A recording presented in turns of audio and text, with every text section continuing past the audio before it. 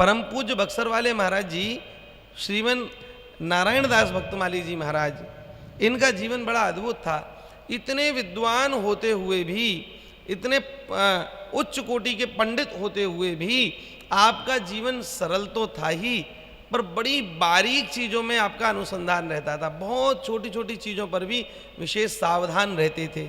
एक घटना है महाराज जी, महाराज जी एक दिन बैठे थे कोसी में, तो कोसी में एक व्यक्ति एक पॉलीथीन में भर करके आम लाए, क्षमा करें केला लाए, तो केला लेकर के और इनको जो है इनके निकट में पधरा दिए और हाथ जोड़ के महाराज जी। अब जब वह जाने लगे तो संतों का स्वभाव होता है कि जो कोई लाता है तो सबसे पहले उन्हीं में बांटते हैं और बांट करके तब फिर जो भी बच जाए वो ठाकुर जी को भोग लग जाता है, ऐसा है। तो उन्होंने भी ऐसा ही किया। अब वो जो पॉलीथीन थी उसको वो खोले, अब वो गांठ इतनी टाइट लगी हुई थी कि वो टाइट गांठ खुली नहीं। बड़ा प्रयास किया तो उनके निकट में उनके एक सेवक थे, श्री श्याम सुंदर बाबू जी सेवा में रहते थे। तो उन्होंने देखा महाराज जी पर गांठ नहीं खुल रही, तो उन्होंने कहा महाराज जी अगर आप कहें तो लाभ मैं खोल देता हूँ इसको झटपट। तो उन्होंने गांठ खोलने का प्रयास किया पर नहीं खुली, तो उन्होंने 1 मिनट में पन्नी को फाड़ा और फाड़ करके केले निकाल के महाराज जी ये। अब ये सोचे महाराज जी खुश होंगे कि हमने केला निकाल करके दे दिए, पर महाराज जी खुश नहीं हुए, नाराज हो गए।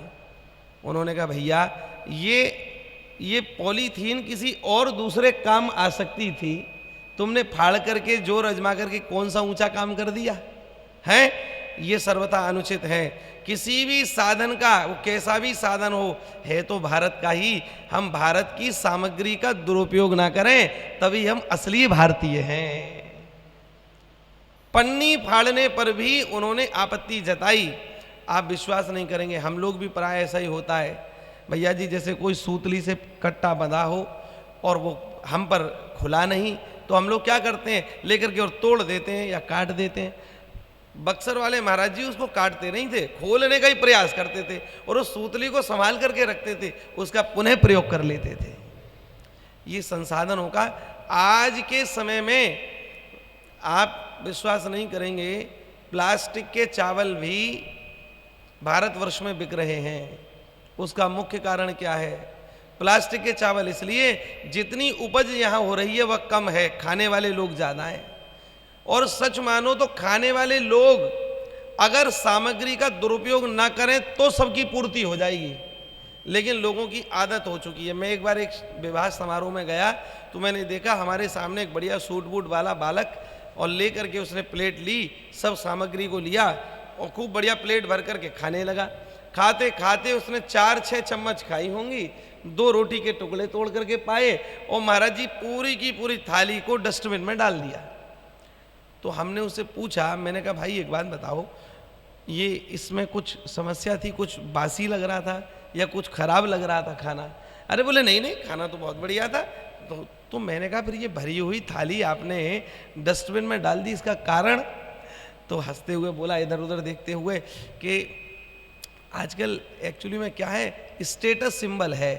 अगर हम लोग सारा खाएंगे तो अड़ोसी पड़ोसी यूँ कहेंगे कि लो देखो सबसे बड़ा भूखा यही आया था, तो इसलिए छोड़ने की रिवाज है। तो मैंने ये 4 चम्मच खा करके जो 16 चम्मच उसमें था ना, वो इसीलिए रख दिया क्योंकि लोग ऐसा ना समझें कि मैं ही भूखा आया हूँ।